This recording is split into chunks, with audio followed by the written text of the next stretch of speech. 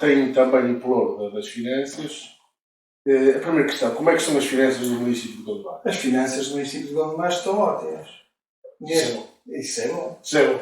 Vamos cá ver. Gondomar, neste momento, tem uma dívida que rondará os 64, 65 milhões de euros. Quando nos recordamos que em 2013 ela era de 130 ou 140, andava à volta disso. Conseguiram um bom acordo com a EDP relativamente à dívida do passado. Conseguimos um ótimo acordo com a EDP. Com o perdão dos juros, não é? Com o perdão dos juros, com a diminuição depois do valor global a pagar. Mas também, todos os anos, são 10 milhões de euros para o serviço da dívida. É que é preciso... isso não deve servir de argumento para a atividade do dia-a-dia e para as nossas realizações na política. Mas, de vez em quando, temos de nos lembrar disso. Todos os anos, o município de Gondomar entrega 10 milhões de euros para o serviço da dívida, capital e juros. É preciso termos a noção disso. À volta de 10 milhões. Sim. Não são 10, são 9 milhões. Sim, não é... É muito dinheiro que não está a ser investido. Primeiro isso. Depois, já foi investido também algum, não é? Quer dizer, as infraestruturas que o município tem... Isso é verdade, mas é preciso... Isso é verdade. Ele foi gasto noutro tempo, investido, noutra altura. Mas vamos ver, mas tem de haver aqui alguma solidariedade intergeracional. Mas isso é fundamental que se diga isso. Isso é fundamental. Porque as gerações vão beneficiar também do investimento que foi feito, não é? Não. Porque um dos grandes investimentos que a gestão do Partido Socialista tem feito na Câmara Municipal, por exemplo, são os espaços verdes. Certo. Poderia transformar aquilo em espaço de venda de receita, não é?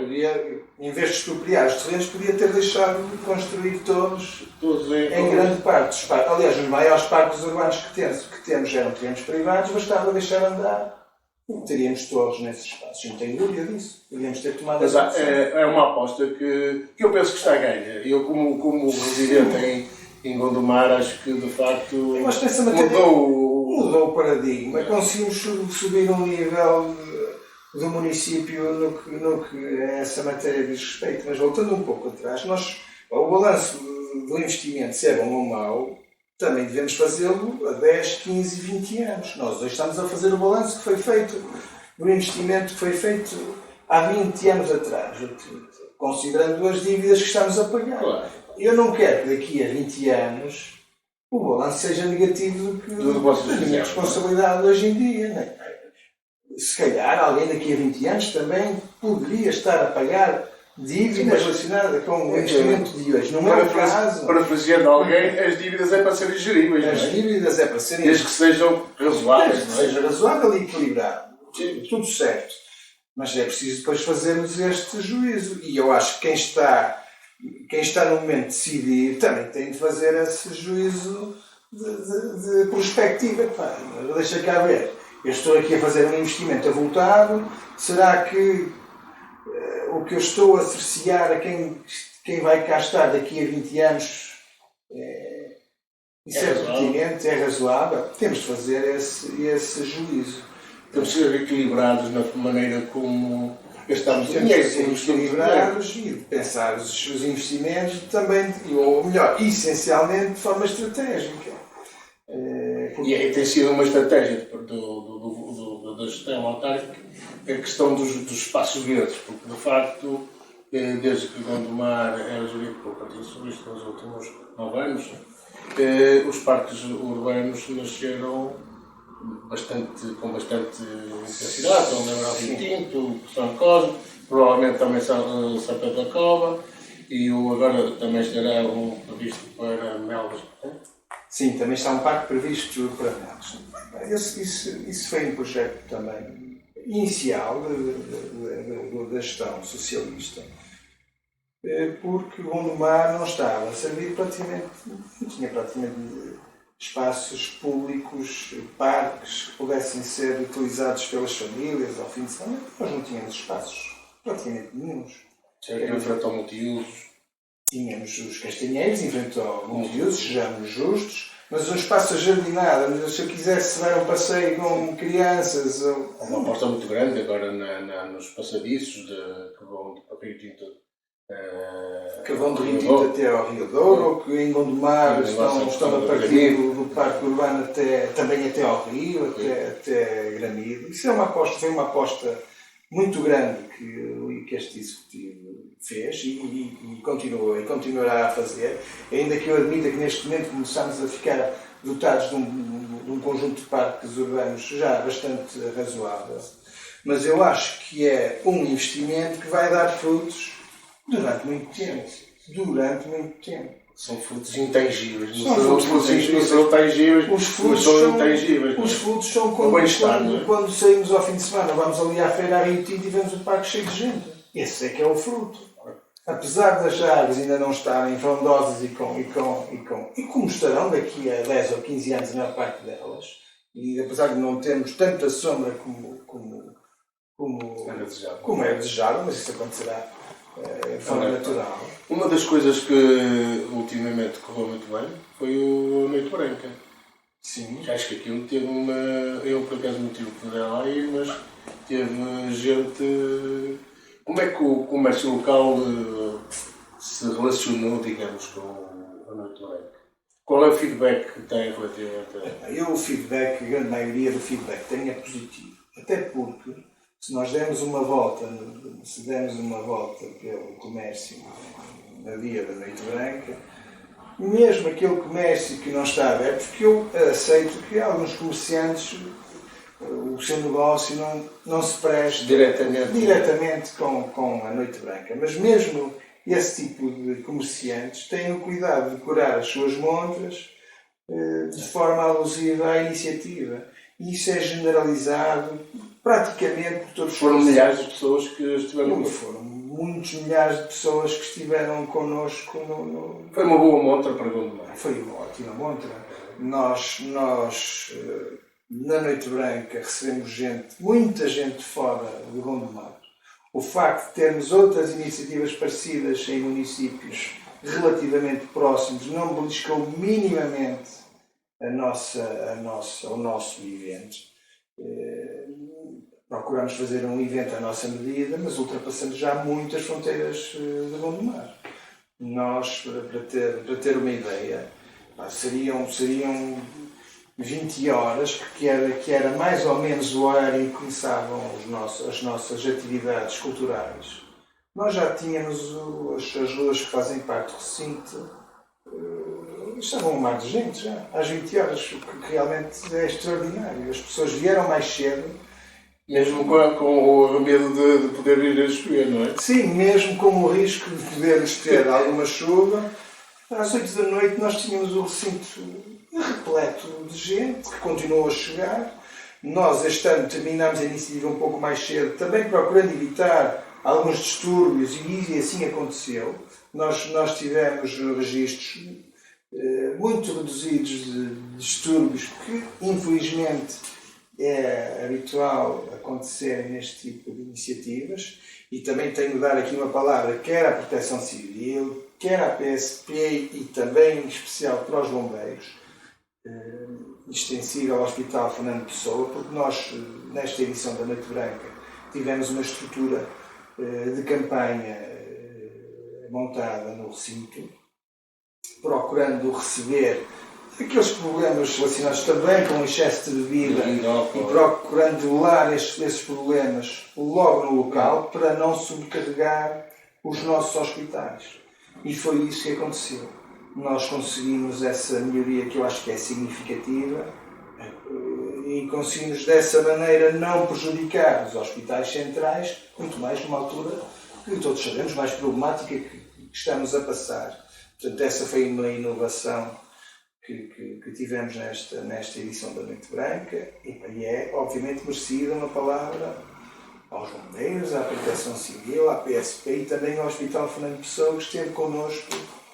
Um parceiro ativo na resolução dos problemas que pudessem surgir. Sim, sim. Luís Filipe, entrando noutra questão que tem a ver, o Luís Filipe é muitas vezes acusado de ser um bocado indeciso, ou de demorar muito na decisão. A que é que se deve...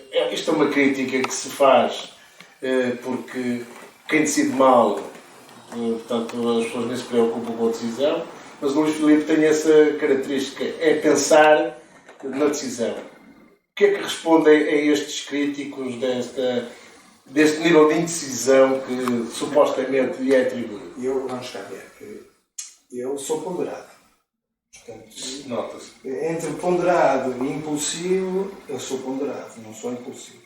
E prefiro dormir sobre o assunto quando existe tempo para isso, eu prefiro dormir sobre o assunto.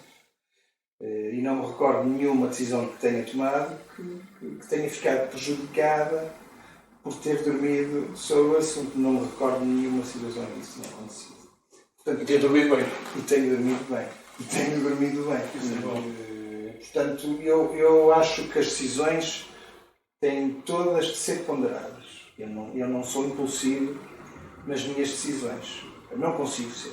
Eu gosto de pensar e tomar as decisões de forma consciente. Porque muitas vezes, em cima da ocasião, as decisões, se não forem pensadas, são erradas. É evidente que nós há situações em que as decisões têm de ser tomadas de imediato. E quando é assim... Até na nossa vida. Até na nossa vida. Quando é assim, nada a fazer. Agora, quando há tempo para pensar, eu vou pensar. Eu vou pensar. As decisões têm de ser ponderadas. Muito mais quando estamos... Vamos cá ver. Um autarca tem nas mãos o dinheiro de todos nós. As decisões não podem ser impensadas. É no seguimento da conversa que tivemos. Nós estamos a tomar... Já estamos a decidir sobre o dinheiro que é de todos nós e estamos a decidir para o futuro. Portanto, isso é um argumento... É um argumento de peso. As decisões têm de ser ponderadas. Claro que temos de decidir. Nos locais em que estamos, as decisões têm de ser tomadas. Para o bem ou para o mal, têm de ser tomadas. Mas, como digo, eu não me recordo de nenhuma situação em que tenha prejudicado ou em que a decisão tenha resultado prejudicada por ter sido tomada no dia a seguir, depois de ter dormido sobre o assunto. Não tenho, não encontro, se alguém me identificar alguma situação, eu portanto, há sempre a possibilidade ou a ideia de criticarmos algumas coisas, algumas características. O que é natural. Mas esta, de facto, para mim é surpreendente, porque, de facto, a decisão, quando ponderada, normalmente é boa, não é? Normalmente é boa. Às vezes pode correr mal. Sim, e correu muitas vezes. Sim. Quer dizer, nós tomamos decisões todos os dias, não é? Sim. Muitas delas foram erradas. Temos de viver com isso. Mas mesmo assim, eu prefiro pensar mais 5 minutos. Agora, entrando no campo político, avizinham-se para breve as eleições internas do Partido Socialista de Gondomar, não? Avizinham-se para breve eleições do Partido Socialista em todo o país. Em todo o país, nas secções de residência, nas concelhias e nas federações. E como é que estamos a trabalhar essa matéria? Ou não quero abordar esse tema por agora? Vamos cá ver. Eu não tenho problemas em abordar qualquer tema, mas eu acho que nessa matéria as coisas estão relativamente calmas para não... A familiaridade não se vê assim grandes conflitos, grandes baralhações. Não, Joaquim Figueiredo. Sinceramente, a forma como estou a ver as nossas eleições, quer aqui no Conselho de Gondomar, quer inclusivamente na Federação Distrital do Porto, o que vejo é um clima de algum consenso e serenidade. Portanto, o retrato à data de hoje é esse. E estou convencido que é o que vai acontecer. Quer nas secções de residência, quer para a Comissão Política Conselhia. O Partido Socialista, o Governo do Partido Socialista, tomou recentemente algumas medidas de combate à crise, à inflação, pela inflação e pelas guerras. Já teve a oportunidade de dar uma vista de olhos àquelas decisões, porque já há muitas críticas vindas, nomeadas, de todos os quadrados, da direita e da esquerda, ou porque esse preço por ter cão, preço por não se ter, não costuma dizer. Já teve a oportunidade de... Eu já vi. Eu sei que tenho andado muito ocupado com os passeios dos miúdos, que no início do ano escolar. Eu tive a oportunidade de ver o resumo, ou seja, vi um PowerPoint que eu julgo que circula já nas redes sociais, que foi o que eu pude ver. Ontem à noite, durante o meu jantar, também ouvi o Primeiro-Ministro. Não ouvi a totalidade das declarações dele, porque eu depois também tinha uma reunião a seguir ao jantar, ouvi parte do que ele disse, e passei os olhos naquele PowerPoint. Mas também devo dizer o seguinte, até utilizando o exemplo das últimas medidas que o Governo tem tomado, nós temos de ler com atenção o diploma que depois vai ser publicado. Porque só aí é já foi despachado favorável. Já foi promulgado, temos de aguardar a sua publicação. De qualquer maneira, vamos cá ver. Eu, na generalidade, tenho de concordar com esta ação forte do Governo tentando debelar a situação em que vivemos, que é realmente uma situação grave. A perda de poder de compra das famílias está à vista de toda a gente. Isso é inegável. Designadamente com a inflação que temos, e que eu gostaria muito que esta tendência que se verificou nos últimos dados possa conseguir vencer, ou seja, tendência de estabilizar e depois vir a diminuir. De qualquer modo, temos aqui uma perda de poder de compra muito grande, que eu temo que nunca mais vai ser recuperada. Porque, eu não sou economista, o Joaquim Figueiredo é que percebe do assunto, mas eu acho que depois de termos uma subida de preços, é muito difícil termos os preços voltarem ao normal. É questão de economia no mercado, portanto, é muito difícil estabelecer. É verdade que temos aumento de preços relacionado também com a guerra, depois do Covid, também com a guerra, mas eu temo que também temos muitas atividades que acabaram por ir a reboque. Aproveitaram-se desta situação. Não achava razoável que o Governo, aliás, como tem feito outros governos pela Europa fora, de taxar os lucros extraordinários das empresas, nomeadamente da área das energias e Aceito que essa medida possa ter alguma bondade. Tal como, aliás, essa medida iria de encontro um pouco ao que o Governo está a fazer. Porque o Governo reconhece que acaba por ter proveitos extraordinários e está a devolver esses proveitos extraordinários à população, não é? Porque é isso que está a acontecer. Obviamente, com o aumento dos preços, o Governo também está a receber proveitos extraordinários, entre aspas, não é? São proveitos ordinários, mas com características extraordinárias. Com características extraordinárias decorrentes desta situação. E reconhecendo isso, o Governo está a devolver parte desse dinheiro, a devolvê-lo às famílias, às empresas extraordinárias. Eu, aliás, nessa matéria, sendo que são medidas que só podem ser tomadas a nível europeu e muitas vezes, eu julgo que em algumas situações nem sequer a Europa sozinha conseguirá resolver esse problema. Eu sou favorável a um IRC mínimo para empresas que assumem determinada dimensão. Empresas que são multinacionais e que não pagam impostos, isso não é razoável. E é isso que assistimos hoje. Grandes conglomerados de empresas que não pagam impostos em lado nenhum. Então ia fechar, não é? Pronto, quer dizer, tem isso a Europa tem que repensar essa questão dos offshore. A Europa, não só o mundo é que tem de repensar. Sim, quer dizer, a Europa, o mundo. Nós não podemos nada se pode desligar da União Soviética, dos Estados Unidos da América, ou da China, ou até da Rússia, não é? Porque são grandes potentados económicos e que eles próprios também fomentam muito, alimentam muito as empresas em offshore. Enquanto houver um refúgio fiscal, é impossível, muito difícil lutar contra isso. Agora, eu acho que isso é inevitável que aconteça, porque nós, esquecendo, como há pouco dizíamos, a situação atual que vivemos, a questão relacionada com as desigualdades já era vivida antes do Covid, mas já assistíamos a essa tendência do aumento das desigualdades, consideradas globalmente, os mais ricos e os remediados. Eu acho que isso essa sociedade não tem sustentação para se eternizar esse modelo. Reservarmos a riqueza para meia dúzia de grandes empresas. Mas não é isso que estamos a fazer. Mas temos de reverter essa situação. Isso não é sustentável.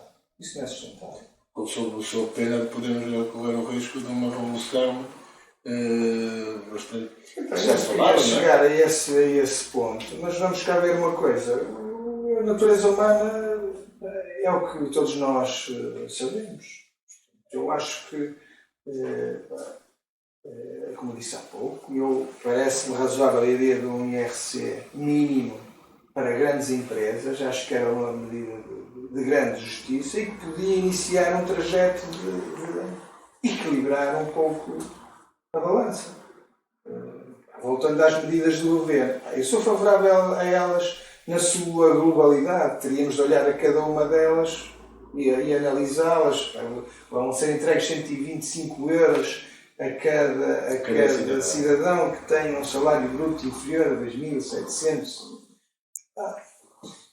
Eu acho a medida globalmente razoável, mas também acho que o cidadão que recebe um salário bruto de 2.750 euros já tem um bom salário. Sim. Claro que grande parte dele absorvido para impostos, admito isso.